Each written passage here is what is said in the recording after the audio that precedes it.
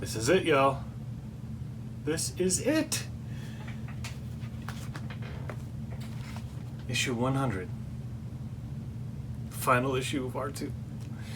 When we're done, he will be complete and ready to rock and roll.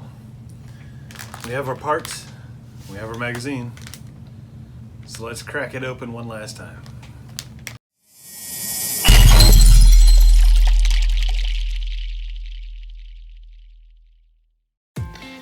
And here are the parts we get with this issue. We have the power adapter, we have a distribution board cable, a PCB cable, an extension speaker cable, another cable tie. We got some plastic studs, straight, angled, small and large, and a sticker for the switchboard. Alright, we're going to start today's episode with the speaker extension cable. And what we're going to do is we're going to bring it on down and around, and we're going to plug it in right in there in the speaker port right there. And then we're going to wind it down underneath this and through the center and out the back. And it should look something like this when you're done. Alright, next up, we're going to take the cable that's got the 5 columns here, and we're going to take the labels CIN.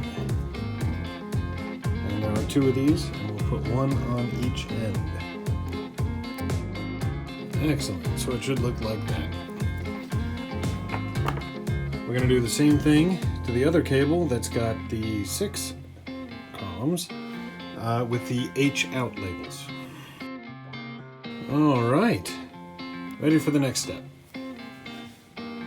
Alright, next up we're going to tie these cables together. Make sure one red end and one white end on either side. And what we're going to do is just use the cable tie here, as we've done so many times before. Alright, and you should have something that looks similar to this, nice and neat. Alright, we're going to take the end of this that's got the red H out and the white C in. We're going to plug it into the dome here. The C in goes into this white port here, and the H out will go into that red port there. Make sure the cable's split over top of this support. Alright, and with both of those cables in place, what we'll do is we'll just line this up over top of this center support here like this, and we will use one of the leftover cable ties to hold it in place. Alright, it should look something similar to that when you are done. Alright, next up comes the fun part. We're going to take this spindle here. Now this is the shorter one that we got in issue 96, not the long one we've been using to display it up until now. And we're going to feed this all the way in through here to the bearing at the top of the dome. Then we're going to pull out the body. Alright, we're going to carefully lower the dome onto the top of this. Now the cables are going to go through this cable channel here and then through this hole on the right side of the assembly. The spindle is going to go right down here, and there are 4 slots for the dome support to fit right in. You may have to angle the dome to get it in there, but you'll be able to get it done. Unfortunately, there's no real way for me to give you a proper angle on this with my current camera setup, so I'm gonna try from this angle. I can't really show you what I'm doing, but let's see what we can do about getting this done. And there we go. Look at him, he's got a head. Alright, next up we're going to plug the cables in. So we've got the red and white ends here. As you can see, we have red and white ports. So just match the colors and plug them in. Excellent. And with both of those cables in place, we're going to want to tie off what excess we need to the motor support. What excess we need to the motor support here. But make sure that you test the rotation so that you don't tie off too much and it doesn't have enough slack to rotate. Alright. Sorry, the camera got a little off center there, but should look like that when you're done. Next step is reasonably simple. We'll just take the speaker extension cable here. We'll plug it into the speaker cable on the rear panel here, and then slide the panel into place. Excellent. Look at that. Alright, next up, we've got 2 screw holes here and 2 more on the bottom down here. On either side, we're going to use 6mm silver screws in all 8 of them. Alright, and with all of those screws in place, we need to cover them up with these plastic plugs here. We've got 3 different kinds, long angled ones, short angled ones, and straight ones. The short angled ones go on the top here near the dome, the straight ones go down near the leg, and the long angled ones actually go in the fuel cells to cover up those screw holes.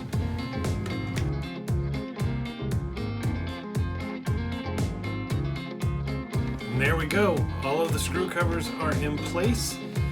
R2 is ready for his batteries and his debut. All right, y'all. It's moment of truth time. Actually, it's not. I'm not gonna lie to you. I gave this guy a little run through his paces just to give him a test run and make sure that he was working before I filmed this part of the video. And he works great with one exception. The infrared sensors on the bottom of his feet, we tested them, we know they work, but he still wants to go over every edge he finds. I have no idea why. But everything else seems to work just great. And to start him up, we just hit the power and let him run through his startup routine. Now, if this is the first time you've done this, you're going to want to make sure that you plug him in for a few seconds first to activate the batteries, and then he will come right on up. Now, you can pair him with a mobile app on a phone or a tablet. I'm going to use my tablet here to show you guys. There we go. And now he's paired up just fine. Now the cool thing is, got some video control. I don't know how well this is showing up, but the camera in the front, you can see right through the app. Not exactly the highest quality camera in the world, but it works. As you can see, the head rotates just fine. And yes, he does move just fine. Kind of a small table, don't want him to fall or anything like that. But I'm gonna go ahead and switch. You've got another manual control mode. A little easier to see if you've got bright lights or anything like that. That'll show up on the camera and hide some of the commands. But he does have so many cool features. As you can see, he's happily given me his lightsaber right here, which will not close on its own if the panel's gone too far, unfortunately.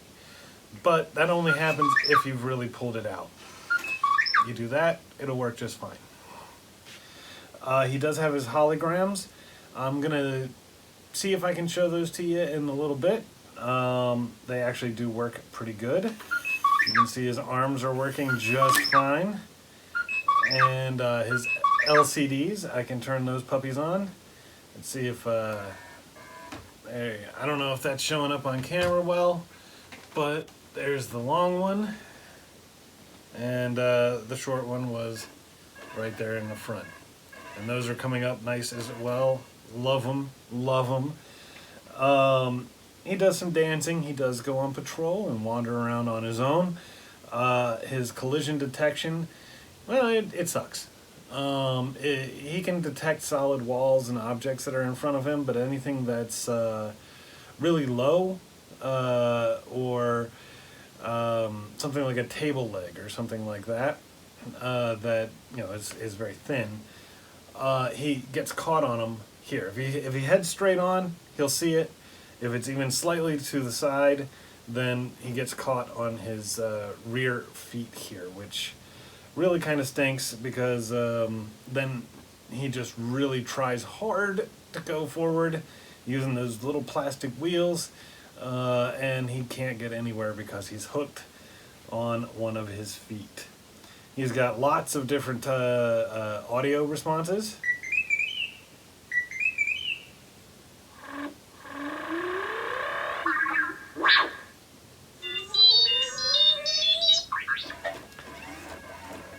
I'm not going to play them all, but he does have quite a few, and his voice commands do work. They're a little sketchy at times. They play it off in the instructions as though he's a willful droid, so he may not listen, which is just code for we couldn't program the voice commands very well. Other than that, I mean, he's a great little droid. It's nice seeing him wander around, making noises on his own. It's really cool. Now I'm going to go ahead and cut the lights here and try to give R2 a little wall and show you what the holograms look like. Kenobi, you're my only hope. Help me, Obi-Wan Kenobi. You're my only hope. As a token of my goodwill, I present to you a gift. These two droids. Both are hardworking and will serve you well.